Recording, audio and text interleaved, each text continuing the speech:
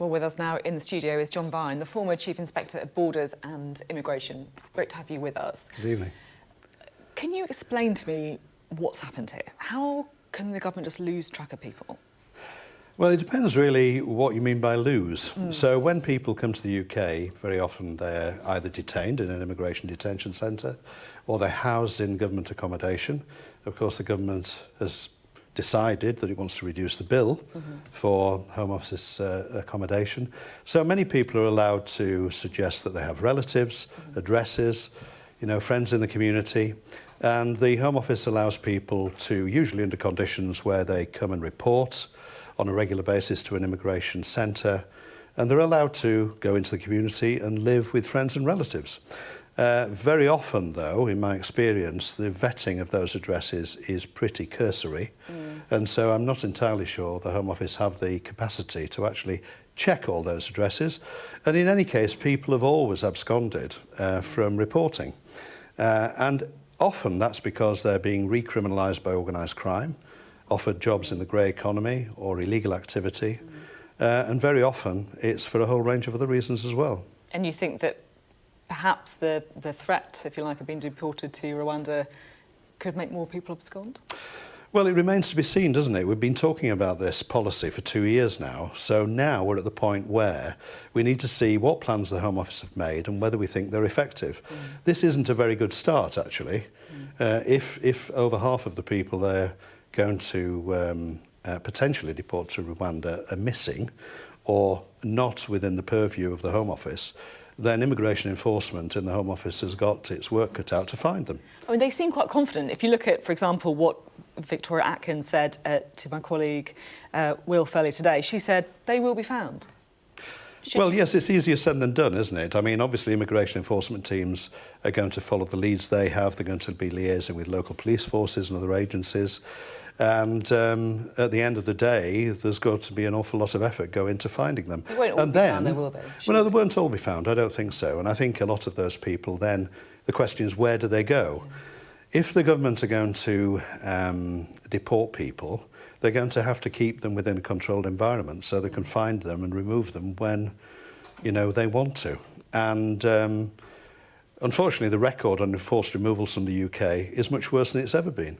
So when I was the Chief Inspector of Borders, there were about 15,000 enforced removals a year, and that fell by 80-odd% in the period up to the year before the pandemic. And so the Home Office's efficiency in removing people in this way actually lessened during that time. And of course, enforced removals are very difficult. They're difficult for the staff who have to do it. And of course, there's a lot of concern about the welfare of people who are being deported. So the way in which the Home Office actually managed this whole process is going to come under a lot of scrutiny.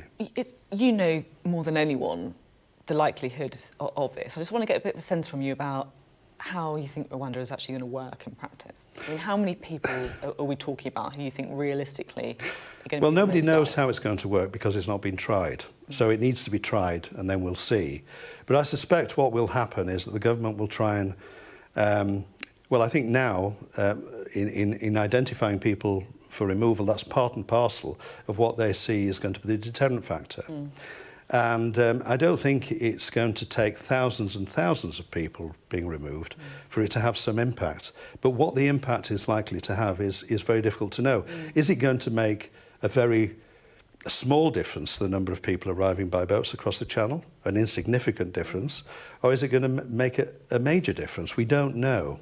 And so it's anybody's guess, and how soon that's going to happen is going to be under scrutiny as well. Is it going to be within weeks or months? What do you think? What's your sense? What's your best guess? My sense is that it will have an impact. The only problem is, I think we need to get on with it if it's going to happen.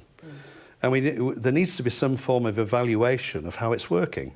And I wonder what the Home Office is putting in place to evaluate. I mean, very often with illegal migration, one of the problems is there are no figures that anybody can really rely on. And so, what's happened recently is, of course, journalists have been speaking to people on both sides of the Channel. They've been saying, well, how would you be put off if this became a policy? But it depends who you speak to. Some people are going to be, other people aren't. Trying to find sort of the figures which prove the effectiveness of this at the end of the day is going to be really hard.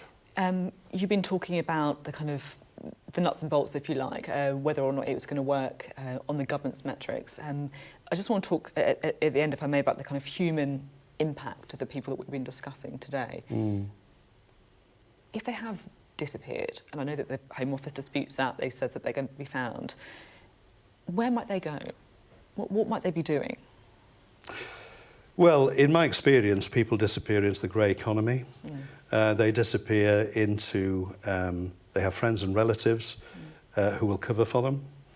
And I think, you know, very often it's a case of the immigration enforcement teams, when I was inspecting them, when they were operating and they raided either premises, premises of employment, they would very often not find the people they expected to find. So they go with an idea in their mind about who they would encounter, and they encountered people they never knew were there. So it's a very imprecise science.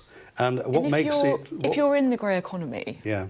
What does that mean? You know, where are you living? What kind of work are you doing? Are you well, very vulnerable often, to be exploited? You're very much so. And very often these people who've been exploited by the criminal gangs who bring them to the UK in the first place are then re-exploited by organised crime and are very vulnerable to organised crime, because many people who come to the UK in this way are not very confident in approaching officialdom in their own country. And so the idea of approaching the authorities or the police is something that is alien to them and something they're not very comfortable with. So that makes them even more vulnerable to organised crime and people who want to exploit them. So there is very much a human side to this. And again, I think the whole implementation of the policy is going to be judged very often, I think, by the public on what they see in terms of the way people are treated. And I think they'll be looking to see that people are treated fairly, whatever the policy happens to be that's being implemented. Thank you very much indeed. Great to speak to you on this topic tonight, so thanks for coming on the show. Thank you.